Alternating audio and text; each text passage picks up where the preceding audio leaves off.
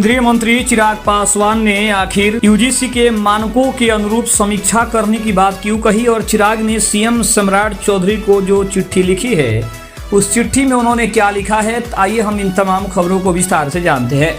नमस्कार, मैं हूं संजीव और आप देख रहे हैं आप तक न्यूज। अगर आप हमारे चैनल पर नए हैं तो चैनल को जरूर सब्सक्राइब कर लें। केंद्रीय मंत्री और लोक जनशक्ति पार्टी रामविलास के प्रमुख चिराग पासवान ने बिहार के मुख्यमंत्री सम्राट चौधरी को चिट्ठी लिखी है।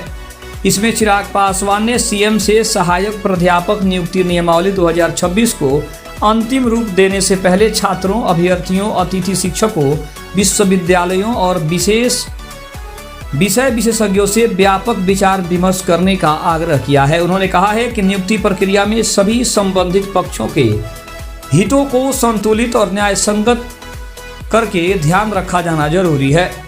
चिराग ने कहा कि बिहार में लंबे अंतराल के बाद सहायक प्राध्यापकों की नियुक्ति का अवसर आया है। ऐसे में नियुक्ति प्रक्रिया में मेधावी अभ्यर्थियों, वर्षों से अतिथि शिक्षक के रूप में सेवा दे रहे शिक्षकों और बिहार के छात्रों के हितों का ध्यान रखना आवश्यक है। उन्होंने मुख्यमंत्री को भेजे पत्र में प्रस्तावित नियमावली कई प्रावधानों पर पुनर्विचार करने की जरूरत बताई है।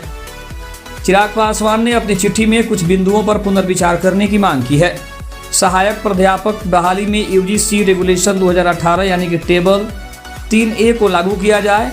सहायक प्राध्यापक हेतु अभ्यर्थियों की अधिकतम आयु सीमा 55 वर्ष किया जाए। बिहार के विश्वविद्यालयों में सहायक प्राध्यापक बहाली को अस्थायी और नियमित किया जाए। सहायक प्राध्यापक बहाली में डोमिसाइल नीति को लागू किया जाए।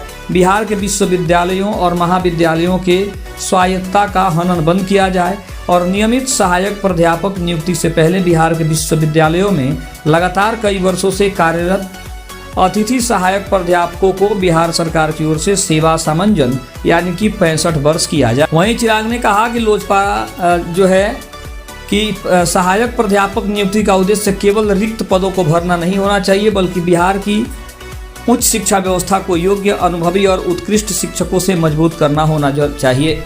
उन्होंने कहा कि वर्षों से प्रतियोगी परीक्षाओं की तैयारी कर रहे युवाओं और लंबे समय से अतिथि शिक्षक के रूप में सेवा दे रहे योग्य शिक्षकों के भविष्य को ध्यान में रखकर कोई भी निर्णय लेना चाहिए।